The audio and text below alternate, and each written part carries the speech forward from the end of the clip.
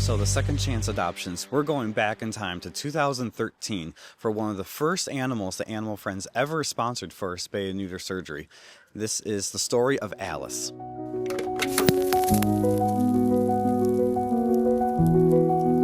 All right, so this is Alice.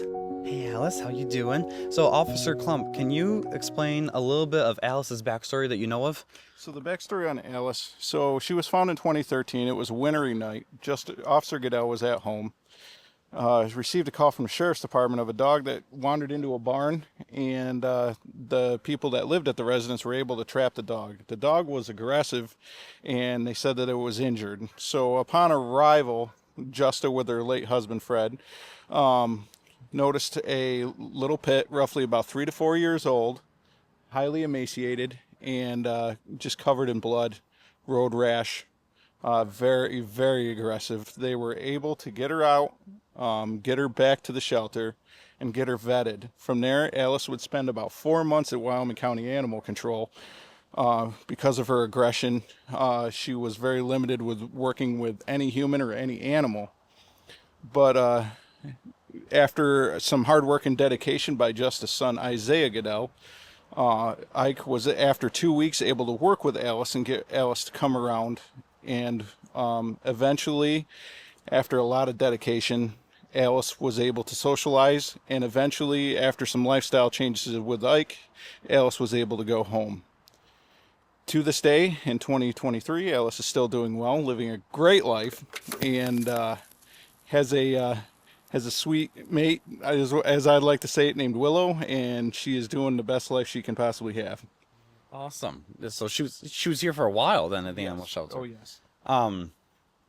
She came in pretty rough, if I remember right. 2013's been a hot minute. It's been what, 10 years now? This 2013. Yeah. Crazy. And she's doing great. She was very temperamental. Like, I think, and that's a nice way of saying it, Yes. right? I worked with her when shortly after she came in. It was long before my career.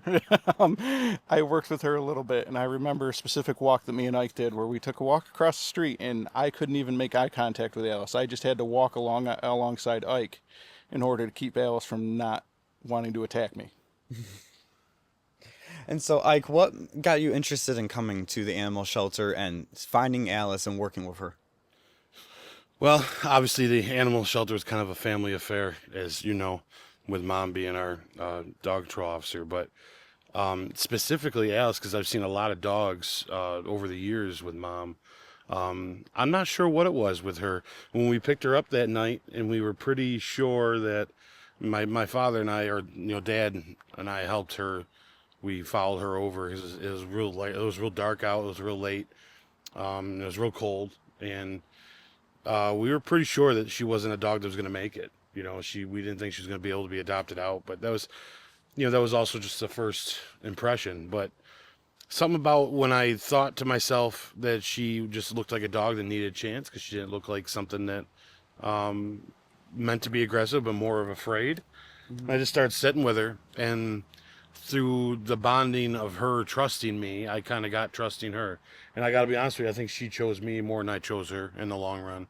It's because having her, it's paying attention to her quirks and knowing her trust issues and understanding how she works with other people and introducing her to people. That takes a whole lifestyle in its own.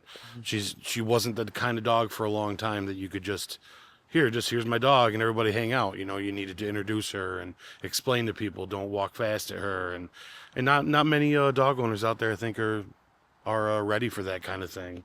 And I just was, and she just become my soulmate. So it really, I don't know, there was no indication of, she wasn't even the type of dog I was even interested in at the time. And now I love this kind of dog. So she's definitely opened my eyes up to dogs that just need the extra attention and the time that they deserve, honestly.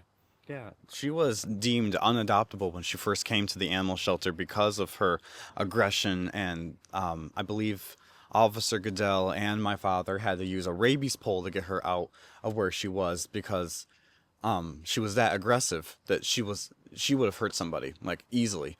And I recall it took two. It took two, if I recall. Yeah, two poles. She was very mean at the time. And now look at her. She's not. There's no mean bone in her body. She's quite the snuggler. Yep. Yep. Oh, you good girl, Alice. Well, she is doing well, given the life that she started off with, and Animal Friends sponsored her for her spay surgery when she was here, and I believe she's got microchipped, and she got the works done that we could at that time, because it was very early on with Animal Friends' conception. When we If I started. remember right, she was one of in the first group of spayed and neutered dogs to come out through Animal Friends. Yeah. Animal Friends kind of got its start in 2015, but our volunteer group had been around before that. So Alice was one of the OGs, if you want to call it, of dogs adopted that were sponsored through our volunteer group. And so she was part of our first spaghetti dinners that we did back in the day to get things sponsored and paid for her surgery. And now she's living a great life, and she's used to the red leash because that's what she was trained on. And she has her owner, which is my brother Isaiah, and a girl named Morgan that's my niece. So she's got a good little family going on now at home.